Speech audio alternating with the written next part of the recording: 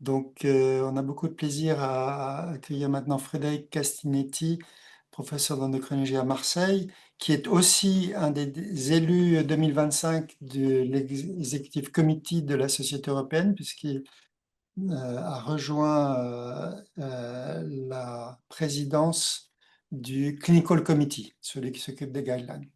Donc, Frédéric, tu vas modérer les cas cliniques et nous avons la chance d'avoir trois jeunes endocrinologues qui vont présenter des dossiers très intéressants. À toi la parole.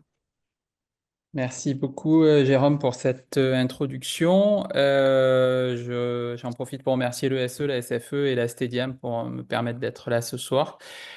Donc, bon, on a un peu de retard, donc du coup, je vais aller assez vite et je vais laisser la parole au docteur Yousra Haddadi de Tizi Ouzou en Algérie pour un cas clinique sur crânio-pharyngium et déficit en GH quand traité par hormone de croissance.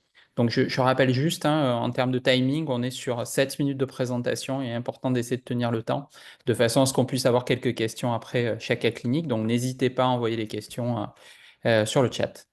Bonsoir à vous tous. D'abord, je commence par remercier l'ensemble des sociétés d'endocrinologie, à savoir l'ESE, l'SFE, la CIDIAM et la SAEM, de me donner une deuxième opportunité de participer à ces webinaires assez intéressantes. Et cette fois-ci, je reviens avec, et cette fois-ci, je reviens, pardon, cette fois-ci, je reviens avec la thématique crânio-pharyngium et déficit en GH, particulièrement quand il faut traiter par l'hormone de croissance. Donc, je dirais que le crânio-pharyngium représente 1,2 à 4 % de toutes les tumeurs, de toutes les tumeurs intracrâniennes infantiles. À cet âge, l'adamanta avec formation du kyste est le type histologique le plus courant. Ces tumeurs sont bénignes d'un point de vue histologique, mais ils peuvent être agressives, envahissant les tissus adjacents et les structures osseuses. Notre patient, il est âgé actuellement de 2 ans, sans antécédent pathologique particulier et qui a présenté à l'âge de 8 ans un syndrome d'hypertension intracrânienne pour lequel une IRM cérébrale a été pratiquée. Elle a objectivé une formation liquidienne compressive de 37, 36, 24 mm, évoquant un kyste colloïde. Il a bénéficié d'une dérivation externe en urgence et la TTM du contrôle, elle a trouvé un aspect radiologique évocateur d'un crânio-pharyngium qui était confirmé sur le plan anatomopathologique avec le sous-type adamantin. Le patient il a bénéficié par la suite d'un réservoir de RECAM qui a été retiré 4 jours après, une exérèse partielle par voie sous-frontale. Sur le plan clinique, il présente un hypopituitarisme et un diabète insipide avec un retard statural sévère, comme le montre sur les courbes de croissance et les plus de 3DS, associé à un surpoids. Et sur le plan gonadique, l'enfant n'a pas encore amorcé sa puberté. Les différents déficits hormonaux ont été confirmés biologiquement. Et sur le plan ophtalmologique, il présentait initialement une atteinte de l'acuité visuelle à droite.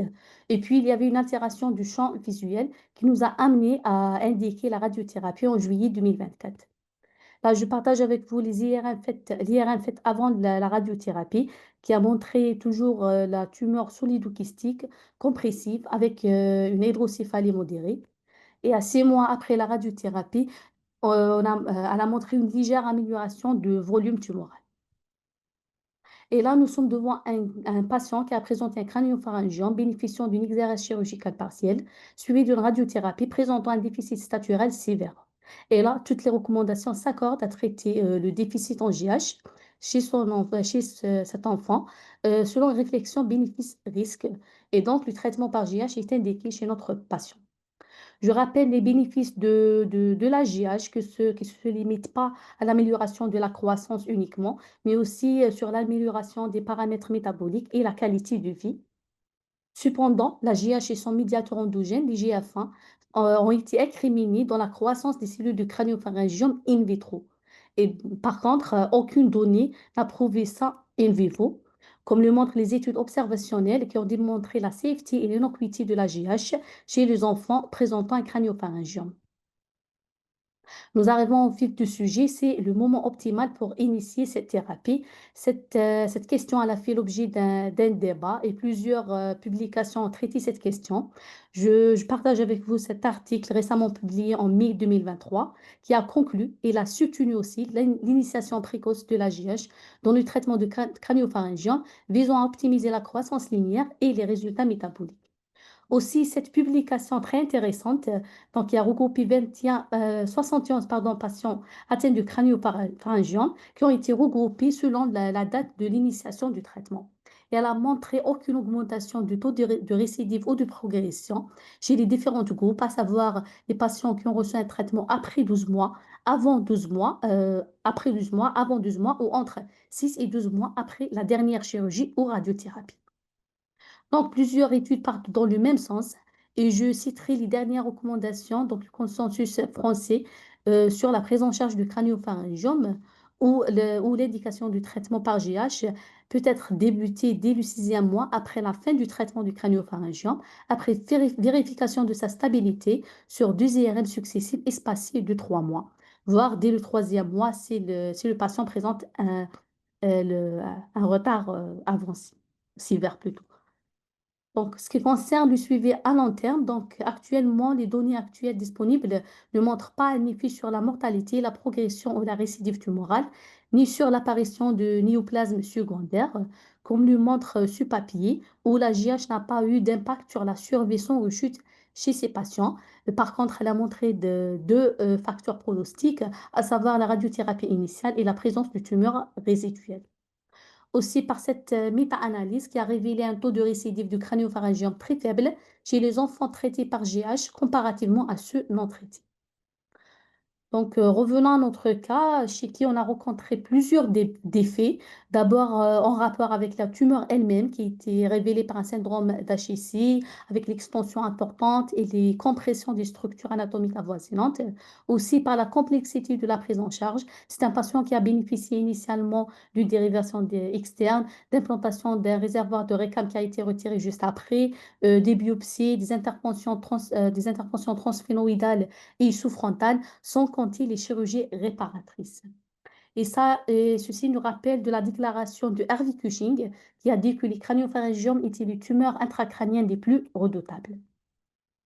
Donc, après ces données théoriques et le contexte clinique de notre patient, je rappelle que l'IRM, 6 mois après la radiothérapie, a montré une légère diminution de la masse tumorale. Là, nous attendons la nouvelle IRM du contrôle qui va être faite juste quelques jours après. Donc, si la tumeur reste stable, nous allons envisager un traitement par l'hormone de croissance. Et j'attire votre attention par rapport au déficit gonadotrope qui doit être recherché, confirmé et envisager éventuellement une induction pubertaire après un traitement préalable par la GH. Et pour finir, je dis que les effets bénéfiques additionnels de l'hormone de croissance sur la composition corporelle, la santé osseuse et le métabolisme et la qualité de vie soutiennent son utilisation chez les enfants atteints du crânio-pharyngium avec déficit en JH. Toutefois, malgré l'absence de preuves d'un risque accru de récidive ou de progression tumorale, la sécurité du traitement reste une préoccupation majeure, prenant souvent son initiation précoce. Et je vous remercie. Merci beaucoup et merci pour avoir respecté les 7 minutes. Vous avez fini à 7 minutes pile. Donc voilà. Alors, on a deux questions. Moi, j'en ai une troisième, le cas échéant, mais qui va avec la deuxième. La première, c'est autour de la séquence de traitement, hormones de croissance, hormones sexuelles, et comment vous prévoyez de le mettre en place. Si vous démarrez l'hormone de croissance, euh, qu'est-ce que vous prévoyez de faire après sur le plan déficit gonadotrope, quand, voilà. Ce qu'on envisage à faire, c'est initialement c'est traiter le déficit statural, surveiller le gain et tout. Une fois on arrive à avoir un gain satisfaisant et un âge osseux qui correspond à l'âge physiologique de la puberté, là on va commencer l'induction pubertaire, bien sûr après qu'on confirme le déficit gonado. Bien sûr.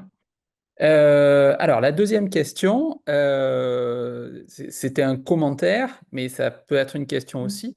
Donc, la question, c'est, est-ce qu'on doit considérer chez ces enfants, finalement, qui ont besoin d'hormones de croissance, S'il faut vraiment que le crânio-pharyngium il soit stable pour pouvoir mettre en place un traitement par hormone de croissance, on n'est pas dans la problématique adulte, là, on est vraiment dans le besoin de traitement par hormone de croissance. Et moi, je rajouterais du coup, est-ce que ça peut être considéré comme une indication de radiothérapie complémentaire, justement pour essayer de stabiliser avant de mettre en place ce traitement? D'accord. Donc, par rapport à ce cas, je précise que c'est un enfant qui a passé presque ces dernières 4 ans plus de temps dans l'hôpital, entre les services de chirurgie, les hospitalisations et tout. Donc, c'est un patient avec un déficit très sévère, d'accord, avec un retentissement psychologique et même par rapport aux parents. Donc là, on est très, le fait de le traiter sur le plan statural, c'est l'un de nos objectifs. Parce que si vous voyez le patient, si vous voyez les parents, comment ils insistent sur le gain statural, vous comprenez pourquoi on insiste pour le traiter. Et pourquoi on a fait tous ces arsenals thérapeutiques, on a tout essayé chez lui. Donc, même par rapport aux chirurgies réparatrices, quand il a fait la chirurgie sous-frontale et tout. Donc là, c'est beaucoup plus pour l'aspect psychologique pour l'enfant et aussi pour lui offrir une taille normale, le plus possible. C'est lui donner une vie pas comme les autres. Je Donc, sais pas, oui, on s'acharne à la stabiliser la question, tumeur. c'était si vous n'étiez pas arrivé à stabiliser la tumeur.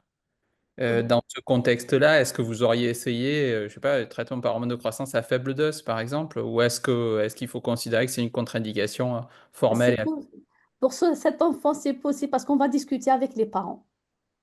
Ok. Donc, on peut tenter après avoir discuté avec les parents beaucoup. Ok. Il y a une question juste sur son âge osseux. Là, L'âge osseux, je ne l'ai pas précisé, mais il est normalement c'est entre 6 ans, 7 ans, si je me rappelle bien. très bien.